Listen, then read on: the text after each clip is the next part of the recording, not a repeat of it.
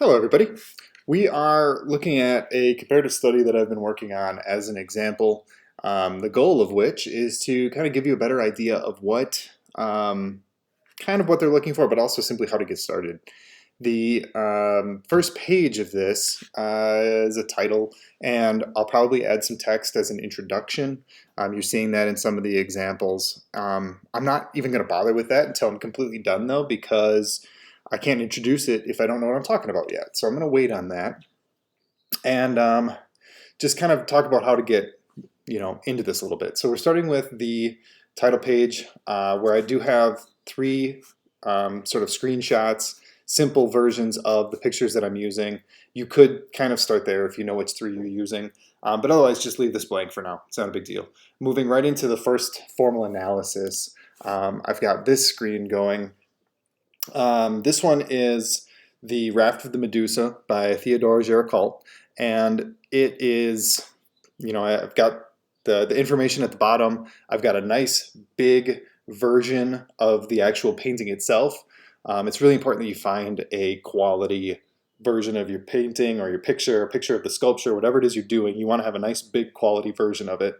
And I like to let it take up the whole screen and then right over the top, but that's not required. I mean, you can just have a nice big picture and put your text down the side. The important thing is that with your text, we're looking at this on a computer screen, just like we're doing with the process portfolios. So you can make the text pretty small. Like as it is, it's pretty big. It doesn't need to be bold.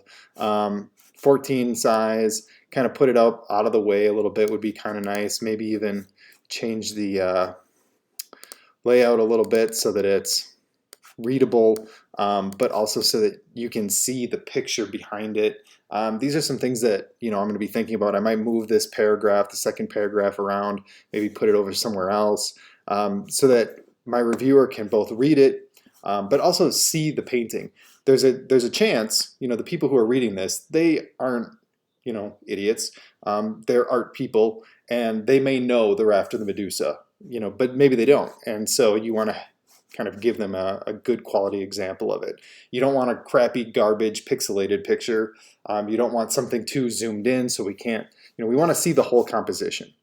The formal analysis should discuss the composition, so if you've taken some time to read the text that I wrote, you'll notice that it does.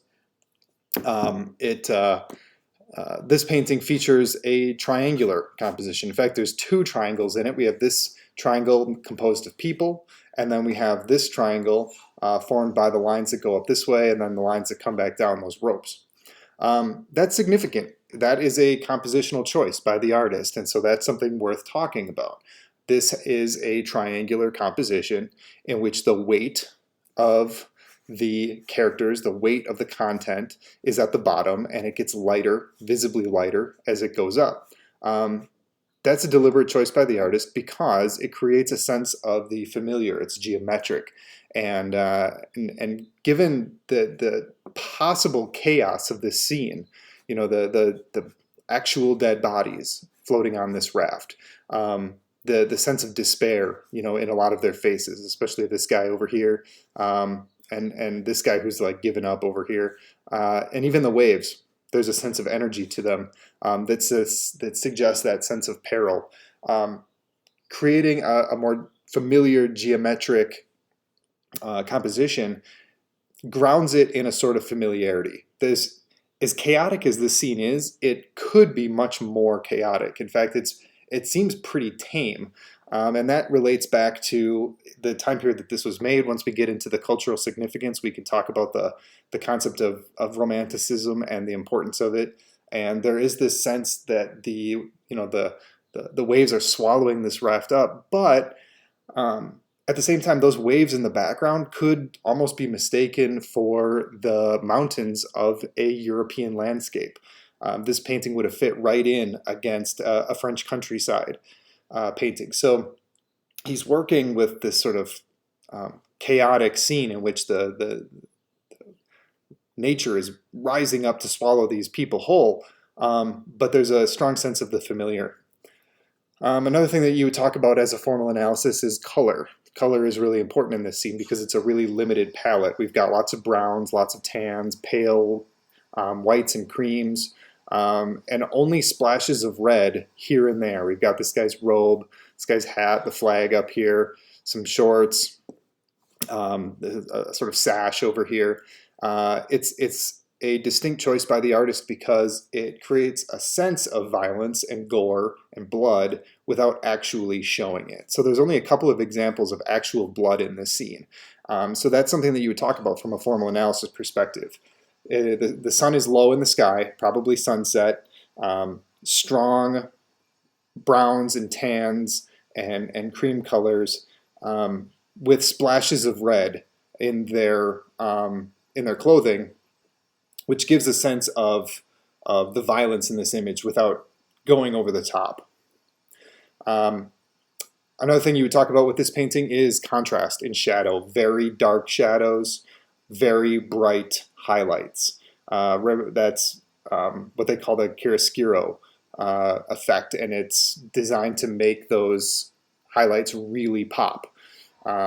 It's a stylistic choice. It was representative of that time period. So you can talk about really bold contrast decisions and lighting decisions in this piece. What else is worth talking about? The sky has, again, those really high contrast. We see some big fluffy clouds. We get a sense of the ominousness of their situation. It creates a mood and an atmosphere. The sky itself doesn't look dangerous the way you might think of a really stormy sky, but it's not calm either. It has a lot of atmosphere. One thing that we can discuss let's look at some of the others. So then I've got three paintings, three pieces of artwork that I've selected. The second is a woodcut, The Great Wave off Kanagawa by Hokusai. Pretty famous piece. It's actually made only a decade after the Raft of the Medusa. So here, this is what was going on in contemporary France. And this is what was going on in contemporary Japan with this woodcut. Woodcuts are naturally more simple in appearance than an oil painting because of the limitations of the medium. So in this case, you're mentioning the fact that it's made with oil paints, and that there are, the color palette, the brushwork, all of these things are respective to oil painting. In this case, we're looking at the medium of a woodcut. Woodcuts naturally have to have a sort of cleaner line because then you can tell one thing from another. However, he's still able to get a lot of really great stylistic things going on, like the fingers, the appearance of fingers in the waves, right at the center of the piece. So the center of this piece of artwork is these finger waves sort of crashing down.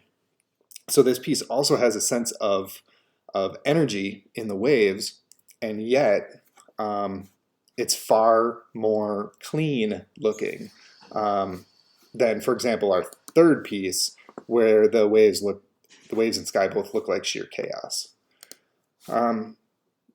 So some of these stylistic choices with the fingers and the waves and the breaking and the foam and stuff like that is how you can get that sense of energy and that sense of turmoil, even in a woodcut where you have to have cleaner lines and a little bit stronger craftsmanship. The wave dominates the composition. It's off to the side. From a compositional perspective, remember we make choices. You can put the wave in the center. You can put it off to the side. You can put it down low or up above. In this case, it occupies the entire left side of the image and then forms, at the point of the most energy is right at the center. So your eye is always going to go right there. We have three boats at the bottom down here, each probably about to be swallowed up in these giant waves. We've got a really limited color palette. So we've got blue, light blue, and then medium blue. It's essentially our three colors in the waves. Same colors in the robes of the figures. They're all wearing the same blue that's in the waves. So this blue right here is the same as this blue right here. You can't have a lot of colors in a woodcut. It's just going to get too confusing.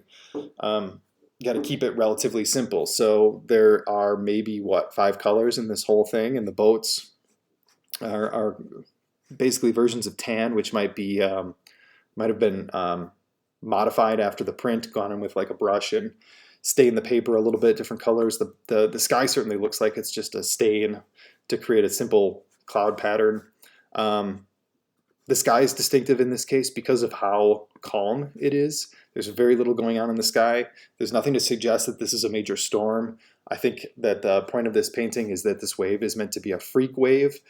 These boaters didn't expect to hit such waves when they went out. So this is an example of like a major sort of freak wave that comes out of nowhere and just swallows them right up. We have Mount Fuji in the background. In the function and purpose, I would talk more about how Mount Fuji is also being swallowed up by the wave and is also so small as to kind of disappear into the background, or maybe even just simply think it's another little wave, which is the point in a way. This was one of 36 prints that that Hokusai did, all with Mount Fuji in the background.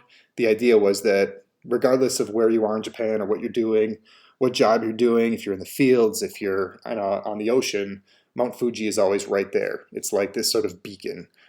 So in each of his works from that series, Mount Fuji is in the picture somewhere, but it's never the focal point.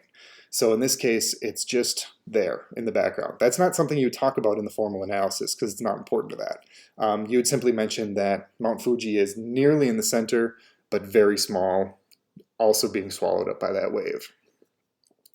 Other things you could talk about from a formal analysis perspective is we kind of talked about the cleanliness of the lines. We see that in the waves too. The lines kind of forming the directions of the waves that curl where the waves curl. We talked about the limited color palette, the simplicity in the sky. We would talk about this over here, which is the title of the piece.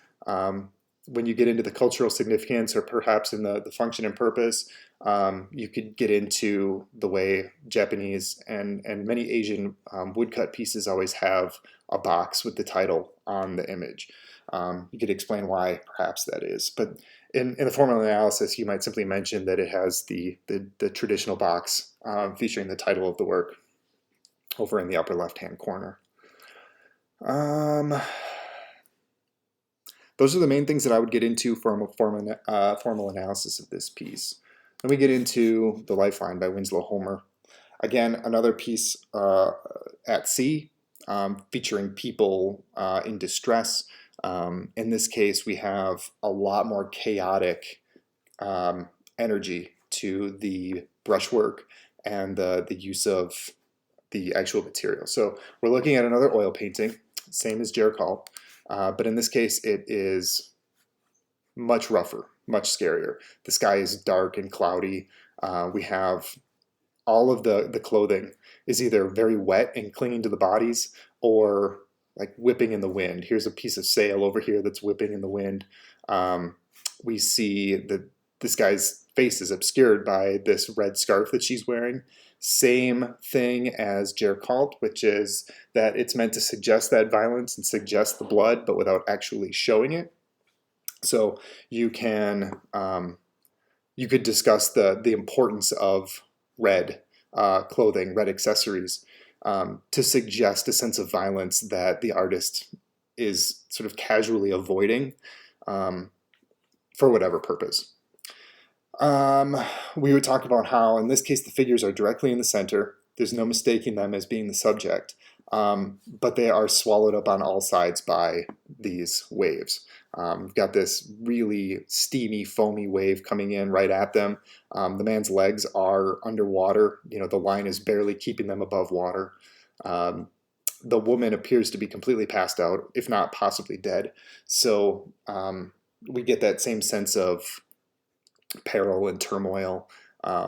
In this case, at least, as a contrast to what's going on in the Raft and Medusa, where they're hoping upon hope to get the attention of whatever this is in the background to save them. In the Lifeline, they're in the act of being saved. Whether or not they'll be successful, I guess I think the idea is that she's simply unconscious. But at least she's in the act of being saved, which puts her in a better position than these folks up here.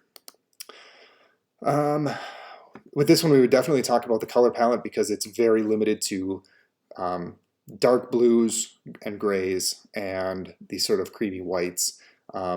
In the sea and the sky and the land, everything is that same color. Their clothing is the same color except for the red, which makes the red stand out all the much more. Even the ropes have have that warm brown tone in them, but they're also very gray. It's just meant the grayness ties everything together, and then the red really pops out in a scary sort of way. What else from a formal analysis perspective? Brushwork and color palette are super important with this one. Composition, putting the figures in the center. The composition has a sense of balance to it because there's looks like cliffside over here, but on this side it's like parts of the boat and these sort of rocks down here. So we have this sort of swooping effect that is mostly balanced from one side to the next. We have a wave coming up on this side, wave coming up on this side. So everything feels more or less balanced, but we have this very central composition right in the center of these two figures.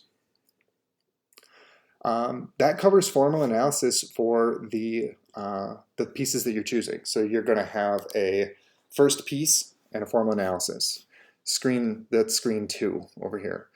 You would have a new screen that you would include after that, which would be the function and purpose of these piece, where you'll get into the actual message and meaning and the goal that this artist was trying to complete in the creation of this piece. And then you would have a third one under this for the cultural significance, and that's where you're getting into the impact that this piece of artwork had on society, perhaps, or on this artist's contemporaries, or its lasting impact. These are all things that you might discuss. Hopefully you're choosing artwork that has a cultural significance. If you're choosing works that were just barely blips on the radar of art history, then that might be more difficult. But most pieces that you find, if you find a piece online, there's a good chance that it had some cultural significance, that it had some impact on that time period. Otherwise, you may not find it at all. So these three pieces all had some degree of impact. They had a cultural significance, and that's what I would talk about with those. But I'll get into that later as we get further along. At this stage, my advice would be to either complete the first 3 formal analyses so that you have the 3 pieces that you're going to work from and get those out of the way. They're kind of the easiest because they're done simply by looking at the artwork. If you need help with your vocabulary or what to talk about in a formal analysis, go to the Google Classroom and open the document called Talk Like an Artist, and it's filled with suggestions for what constitutes a formal analysis or looking at the elements of the artwork.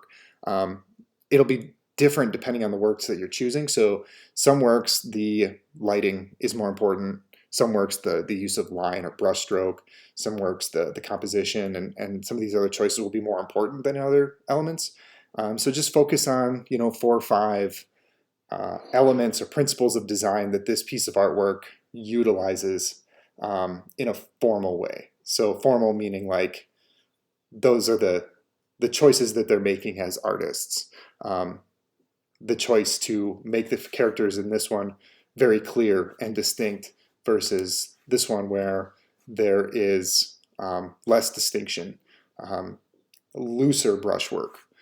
So that's kind of the thing that you're talking about in your formal analysis. If you have questions, please feel free to email at any time, and we'll kind of just go from there. Thank you, and look for more of this as I work on it with you. See ya. Bye.